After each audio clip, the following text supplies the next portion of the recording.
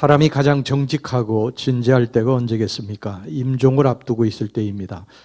평생을 거짓으로만 살아온 사람도 이때만은 거짓말하지 않습니다. 임종의 고백이 어떻게 보면 가장 정직한 고백이라고 할 수 있습니다. 솔로몬은 인생의 마지막에 이런 고백을 했습니다. 헛되고 헛되니 모든 것이 헛되도다. 해 아래서 수고하는 모든 수고가 헛되도다. 솔로몬이 만약 부귀영화를 누리지 못하고 살다가 이런 고백을 했다면 웃기지 마라, 너는 부귀영화가 뭔지도 모르면서 어떻게 그런 말을 할 수 있느냐라고 말하면 할 말이 없습니다. 하지만 솔로몬은 이스라엘의 역대 왕 중, 아니 이 지상에서 살았던 왕들 중에 어떻게 보면 가장 호사스러운 생활로 부귀영화를 누리고 살았던 사람이기 때문에 그의 고백은 설득력이 있는 고백이라고 할 수 있습니다.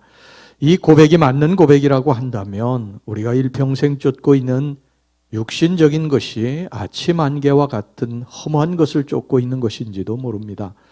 오늘 우리는 본문에서 여호수아의 인생의 마지막 고백을 듣습니다. 솔로몬과는 사뭇 다른 고백입니다. 모세의 뒤를 따라다니며 광야를 누비고 가나안 땅을 차지하기 위해 선봉에 서서 치열한 전투를 치러냈던 하나님의 충성스러운 종 여호수아의 고백입니다. 그가 이제 늙었습니다. 1절 말씀입니다. 여호와께서 주위의 모든 원수들로부터 이스라엘을 쉬게 하신 지 오랜 후에 여호수아가 나이 많아 늙은지라. 여호수아는 이제 하나님 앞에 서기 전에 이스라엘 백성들의 지도자들을 다 불렀습니다. 그리고 그가 살아온 지난 날들을 회고하며 이런 설교를 했습니다. 첫째, 하나님의 말씀을 다 지켜 행하라는 것입니다. 6절 말씀을 보겠습니다. 그러므로 너희는 크게 힘써 모세의 율법책에 기록된 것을 다 지켜 행하라. 그것을 떠나 우로나 좌로나 치우치지 말라. 평생을 하나님 말씀 붙들고 살아온 여호수아였습니다. 그가 지난 날을 회고할 때 하나님 말씀 붙들어도 소용없더라 이래 생각이 들었다면요, 이런 말을 하지 않았을 것입니다. 그러나 지난날 자신이 하나님의 말씀을 붙들고 그것을 온전히 지키며 행하며 살았더니 자신이 형통했던 것을 알았습니다. 이 때문에 여호수아는 지금 임종을 앞두고 자신 있게 이스라엘 백성들에게 하나님의 말씀을 다 지켜 행해야 된다고 지금 말하고 있는 것입니다. 여러분은 지금 하나님의 말씀을 지켜 행하고 사십니까? 그러면 복을 받을 것입니다. 이것은 진리입니다. 하나님의 말씀을 붙들고 그것을 온전히 지키며 사는 자를 하나님이 축복하십니다. 하나님이 그렇게 수도 없이 성경에 약속하셨습니다. 신명기서 28장 1절에서 6절까지의 말씀입니다. 내가 내 하나님 여호와의 말씀을 삼가 듣고 내가 오늘 내게 명령하는 그의 모든 명령을 지켜 행하면 내 하나님 여호와께서 너를 세계 모든 민족 위에 뛰어나게 하실 것이라. 내가 내 하나님 여호와의 말씀을 청종하면 이 모든 복이 내게 임하여 내게 이르리니 성읍에서도 복을 받고 들에서도 복을 받을 것이며 내 몸의 자녀와 내 토지의 소산과 내 짐승의 새끼와 소와 양의 새끼가 복을 받을 것이며 내 광주리와 떡반죽 그릇이 복을 받을 것이며 내가 들어와도 복을 받고 나가도 복을 받을 것이니라.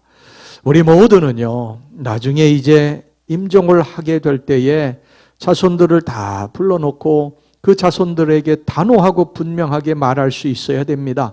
얘들아, 내가 하나님의 말씀을 붙들고 평생 그것을 지키며 살았더니 내가 정말 하나님의 큰 복을 받았고 우리 가문이 이렇게 잘 됐다. 너희들도 하나님의 말씀을 순종하고 하나님 말씀 붙들고 평생을 살아야 된다. 여러분, 우리가 그렇게 말할 수 있으면요, 우리는 지난 세월 잘 살아온 것입니다.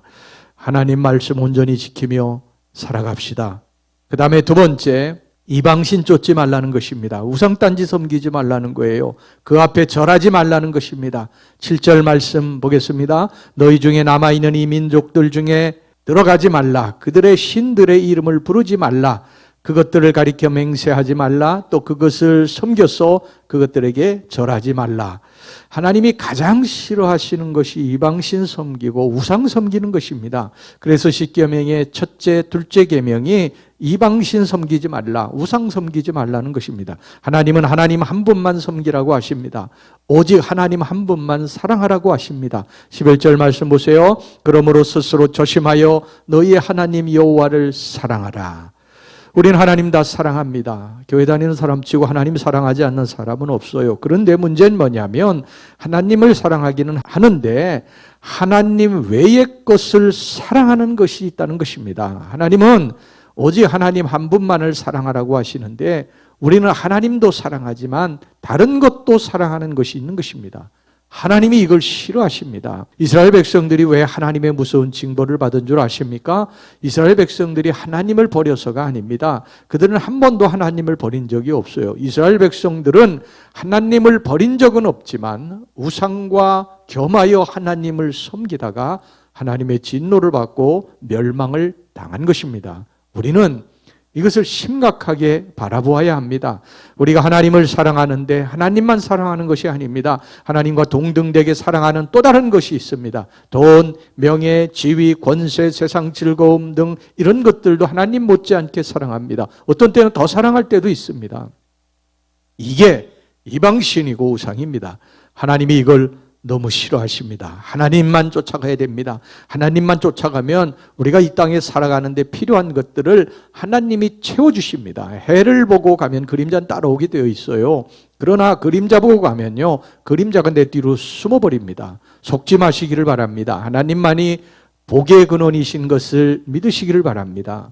우리가 내 마음속에 우상을 제해버리지 않으면 결국 이 우상으로 인해서 멸망당하게 됩니다. 처음에는 하나님과 우상을 겸하여 섬기지만 나중엔 하나님 버리고 우상만을 붙들게 되는 것입니다. 오늘 본문의 12절 13절 말씀에 이 내용이 나와 있습니다. 너희가 만일 돌아서서 너희 중에 남아있는 이 민족들을 가까이하여 더불어 혼인하며 서로 왕래하면 확실히 알라. 너희 하나님 여호와께서 이 민족들을 너희 목전에서 다시는 쫓아내지 아니하시리니 그들이 너희에게 올모가 되며 덫이 되며 너희의 옆구리에 채찍이 되며 너희의 눈에 가시가 되어서 너희가 마침내 너희 하나님 여호와께서 너희에게 주신 이 아름다운 땅에서 멸하리라. 그래서 처음부터 싹을 잘라내야 된다는 거예요. 처음에는 하나님도 사랑하고 세상적인 것도 사랑하고 돈도 사랑하고 우상단지 섬기고 그렇게 살아가는 것 같지만 나중에 보면은요, 하나님은 뒤편입니다. 하나님은 그냥 우리가 필요로 할 때 나타나셔서 우리를 도우시면 되는 그런 존재로 전락해버리고 맙니다.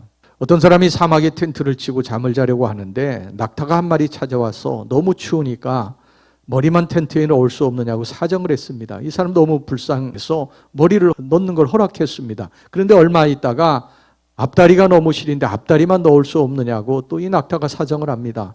그것도 허락했습니다. 그러자 얼마 후에는 몸통이 너무 춥다고 몸통을 들어가게 할 수 없느냐고 했고 그것도 허락하자 이번에는 뒷다리가 너무 춥다고 사정하기에 그것도 허락했더니 낙타가 텐트 속에 들어와가지고 이 사람을 뒷발로 차내고 텐트를 차지하더라는 것입니다. 여러분 마귀가 그렇습니다.